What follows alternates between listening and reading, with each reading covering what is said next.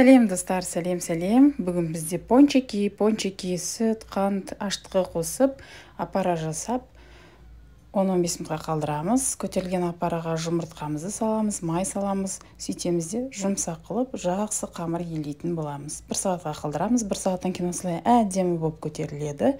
Солардан пончиктарымызды кесе бастаймыз, дөңгелек қыламыз ортасынан. Одан кішірек дөңгелектерді жасап, пончиктің формасын жасаймыз. Немесе тек қана дөңгелек жасауға болады.